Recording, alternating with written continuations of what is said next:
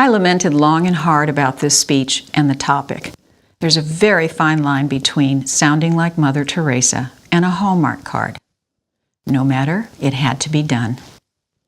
Mother Teresa once said, "Charity isn't about pity, it is about love." With true charity, you don't just give money. Instead, you reach out with your hands as well as your heart. At the Guadalupe Center, the mission, Breaking the Cycle of Poverty Through Education, is all about reaching out with your heart. Creating endless possibilities for the children of Immokalee means believing we are all striving for something greater than ourselves. That kind of optimism is an act of love.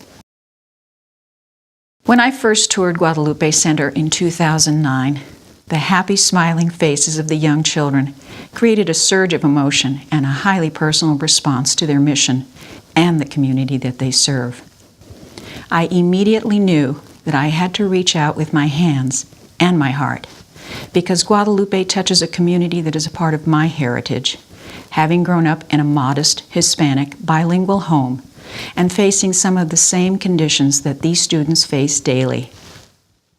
I've served on the Guadalupe Board of Trustees in several different capacities, but the position that has given me the most satisfaction is that of being a mentor to two young women, one now in her first year of college, and the second a high school freshman.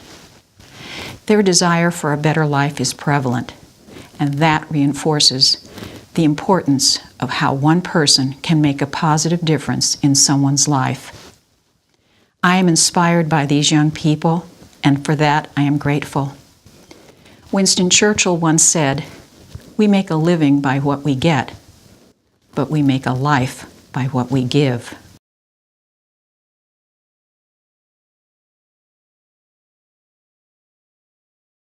Joining the Junior League many years ago not only taught me about volunteerism, but allowed me to make lifelong friendships with women having the same goals. When my husband John and I lived in Michigan, he was elected to be governor of Rotary in the Michigan area. I remember going to club meetings with him where he was asked to speak, and he would explain about how important it was to raise money so that they could do projects to help people in need. He would always end his speech with, "It's not about the money, but what the money can do." It's not about the money, but what the money can do. As you know, being a volunteer, not only do we donate our time, but we raise money to help the nonprofits that we represent. Through the Daughters of the American Revolution, we raised money to buy toys for the children who had moved to Tampa to visit their injured fathers or mothers who were coming back from Afghanistan or Iraq. I remember one little girl who couldn't touch her father because he was so badly burned. I gave her a doll and I told her if she hugged her dolly hard enough, her father would be able to feel it. It's not about the money. It's about the doll we were able to buy. Or through the Colonial Dames, we bought books for the grade schools, telling them what it would be like to live in colonial times. I would go into the schools complete in colonial dress and dust cap and talk to them about what it would be like for them. I even told them about how my family came over in the ship Good Hope, which was right after the Mayflower. One little boy said to me, "Are you really that old?" It's not about the money. It's the books we could buy. And the 100 Club, an organization that raises money to support the families of the first responders. And a thank you from a student whose father was an injured firefighter, and he was able to finish his education because of us. It's not about the money. It's the scholarship we could buy. So thank you, John, for those words of wisdom. And thank you, League Club, for choosing me to represent you this year as one of the Women of Initiative.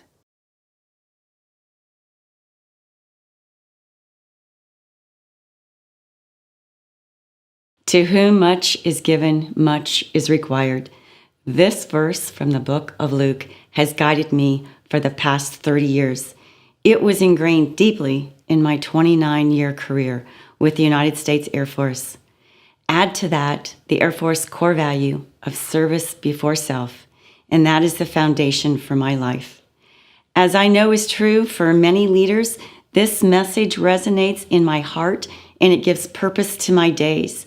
I thrive on living my life in mission, serving those in need, especially those who have come to this country with nothing but hope. Leading New Horizons, a faith-based nonprofit that offers after-school and summer programs for nearly 500 at-risk youth, bring me profound purpose. The New Horizons mission enables me to impact life outcomes each and every day for many who are in desperate need. And it enables me to work with an incredible team of staff and community volunteers. Together, we are opening the doors of opportunity through education and the doors of the kingdom through faith building for students in Collier and Lee counties. I have found from the words of Luke that living with purpose and sharing my time, treasures, and talents are what bring me incredible fulfillment and joy. Come join me in volunteering, and you too will be blessed along the journey.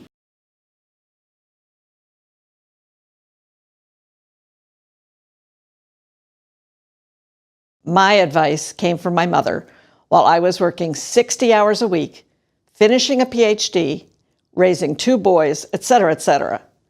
She had retired as a math teacher, but undertook a jail ministry, various church positions, and even served as my Girl Scout leader. She said, "You don't have a lot of free time now, but when you do, it's important to give back to your community." And that's what I have tried to do since retiring and moving to Southwest Florida 16 years ago. I have logged over 3,000 hours with the Conservancy of Southwest Florida, served my church and their ministries, helped students who wanted to become chefs, sewn costumes for Upper Naples, taken on civic activities as chair of the Environmental Advisory Board for Collier County, and more recently, other tasks through the League of Women Voters, and many more activities. One of my major interests at the present time is on helping our community undertake proper protections for sea level rise and storm surges. We need to begin making adaptations to our infrastructure and our ways of doing business if we are going to successfully adapt to future natural conditions.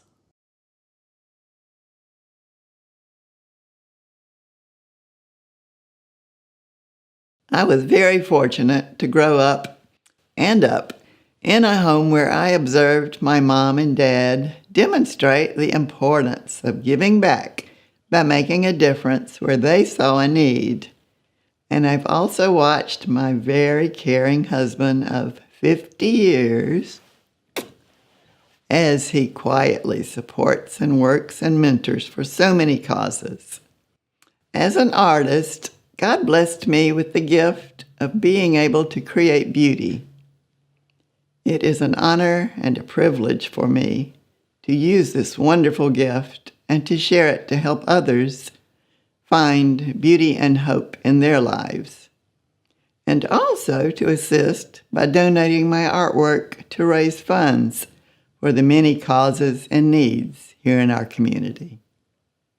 Having my gallery has put me in touch with meaningful opportunities, such as speaking with the darling teenage girls visiting from the Boys and Girls Club, and seeing future possibilities when they realize that they can achieve their business goals as I did. Or, at the other end of the spectrum, perhaps my most memorable visitor was a very quiet, pensive young woman. After viewing my paintings, looking all around the gallery very slowly, as she was leaving, she commented, "I had forgotten there was beauty in the world." Pope John Paul II wrote a letter especially to artists. Beauty is a manifestation of the divine. And that young girl and I both know that to be true.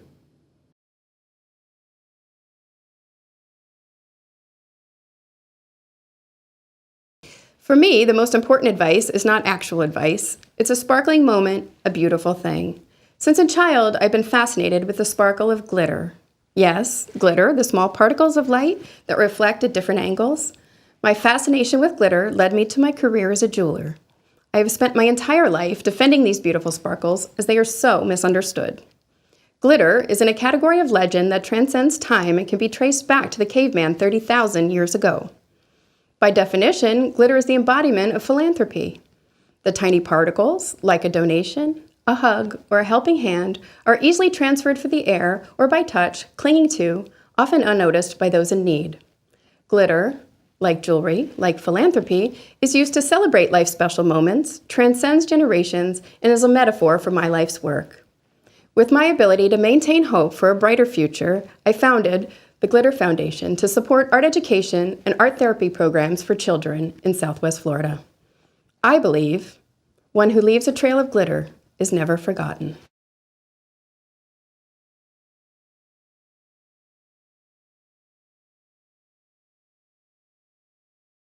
The saying, "You can make a difference," but a group of people committed to the same cause can make a great difference, applies to the two boards that I am honored to serve on: Grace Place for Children and Families and Habitat for Humanity of Collier County. Since 2004, Grace Place has made a great difference by educating both children and parents. In Golden Gate City, the population is 29,000. The per capita income is $14,700, and 72% do not speak English. Grace Place believes that education is a path out of poverty. Grace Place serves the entire family with programs in early childhood education, after-school programs, college access, adult education, and the Friday food pantry. Habitat also makes a great difference. In 1978, Habitat for Humanity in Collier County was founded in Immokalee, and 10 years later, 100 homes for low-income families were built. In 1999, the late Dr. Sam Durso and Mary Ann Durso became volunteer leaders, and their goal was 100 homes a year. Now, over 2,000 families live in Habitat homes. Families move from crowded apartments or slum housing into a simple, decent place to live, and their lives are changed forever.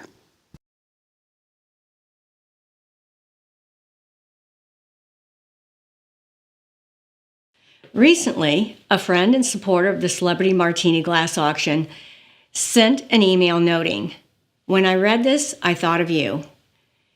If you want to set yourself apart from everyone else and make a difference, read something no one else is reading, think something no one else is thinking, and do something that no one else is doing." I made it my mission to read something obscure. A box of Lennox martini glasses was sitting beside me. I read the back and I learned how and where they were made in the good old US of A, celebrating their 125th anniversary. Check. This, of course, led me to contact them about a sponsorship for the Celebrity Martini Glass Auction, since I've been purchasing their glasses for many years. Think something new. How can I take something as simple as a signed martini glass and turn it into a valuable piece of art? I've done that, check. Do something no one else is doing. I've created a successful one-of-a-kind event involving artist-designed martini glasses signed by celebrities while raising a substantial amount of funds, making a difference in the lives of our veterans and charities within our community. While this list is complete, this blueprint isn't a one-time deal. It's a way of living.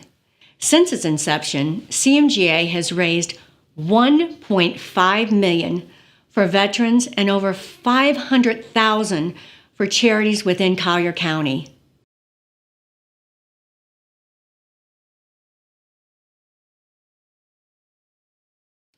When I was a little girl, my mom gave me the book, The Giving Tree by Shel Silverstein. I loved that book. I learned from my mom and from this little book, the true meaning of love is just in giving. My mom had a heart full of love for others. She and my dad always had extra room at the dinner table with their other 8 children. And many times it was the neighbor lady down the street who was lonely, football players after practice, or my dad's students from the east side of town who stopped in to see their history teacher. They were invited to eat at our dinner table. My mom, she did not tell me how to give, she showed me how to give.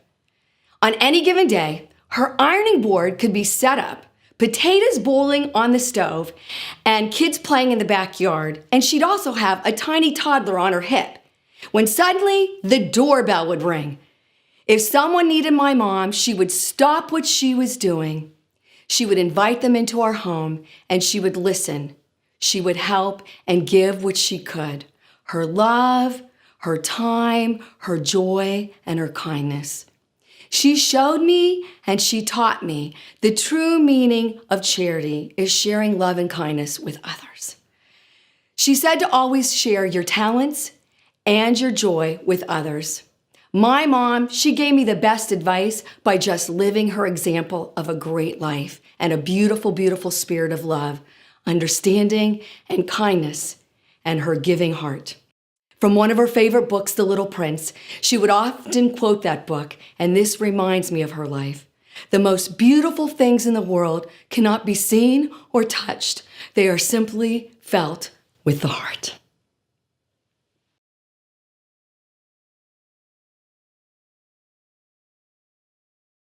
I come from 4 generations of teachers, beginning with my great-great-grandmother, Blanche Wynnell, who taught in a one-room schoolhouse on the prairie of West Texas. Reverence for education ran deep in our family. My father used to tell me, as he tucked me in with a bedtime story, "Wynnellie, books are your best friends in this life. They will sustain you." And with that, my personal Superman and the kindest person I have ever known, all 6'4.5" of him, would lean down and with his gargantuan hands tenderly close the cracked, frayed book he had been reading, one he had saved from his own childhood, and place it with reverence on the bedside table. There was magic in those pages. A passion for learning and an insatiable curiosity was instilled in me from those early days. My charitable endeavors have focused on arts education, as I believe that the creativity will be the currency of the 21st century. Now more than ever, we need people in government, business, the sciences, and society in general who think with the creative side of their brain.